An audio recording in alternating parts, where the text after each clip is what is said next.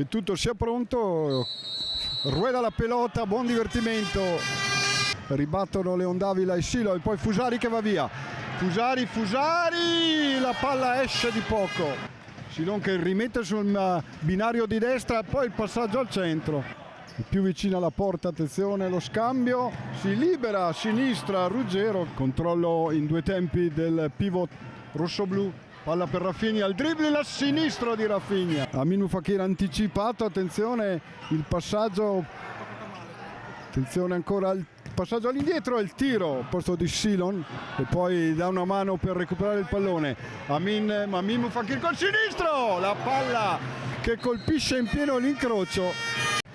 Allora prova Rafinha a mettere Aminu Fakir che anticipa l'uscita di Piccioni e porta in vantaggio l'Olimpia Rovereto dopo 8 minuti e 41. Si propone Rafinha a sinistra, riesce ad andare via, Rafinha in mezzo e il gol di Bazzanella. Ancora una volta Rafinha assist e questa volta la rete di Bazzanella dopo 9 minuti e 9 secondi. Olimpia Rovereto che riparte quindi con Rafinha, lo scambio al sinistro e il palo addirittura con Bazzanella, minimo comune denominatore l'assist di Rafinha. Attenzione al lancio per Silon, palla che rimbalza, poi il sinistro di Fusari, tocca Pizzoni ma non riesce ad intercettare.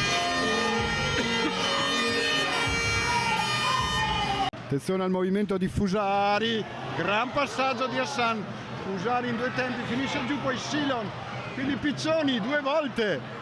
Accademia di futsal questa, prova Leon Davila, trova la respinta, poi di peso Silon, poi largo Amin attaccato, attenzione, finisce giù Amin, poi la palla rimane lì, attenzione al sinistro alto di Ruggero, palla a destra Digno attaccato, attenzione che c'è la porta vuota, viene messo giù Onzaka, vediamo se c'è qualche cartellino, c'è quello giallo per Edigno. Da Valtina, poi Cristel che duella con Vissotto, va a dare una mano Fusari, pallone sul secondo palo, recuperata la palla da Rafinha, attenzione Fusari 2 contro 0, Rafinha col tocco felpato, il 4-0 senza portiere. Secondo tempo tra Olimpia Rovereto e Olimpia Regium per il quarto turno di ritorno del girone A della 2 Elite, 4-0 risultato del primo tempo a favore della formazione di casa. Servito Edigno, palla in mezzo, intercetta Rafinha, parte Fusari di esterno ma non trova Festini, tocco anticipato di Mazzariol, poi palla sul sinistro di Ruggero che riesce a trovare la conclusione rasoterra con un pallone che rimbalza proprio sotto le gambe. Ancora l'impostazione da parte della formazione ospite, intercetta Rafinha, rete!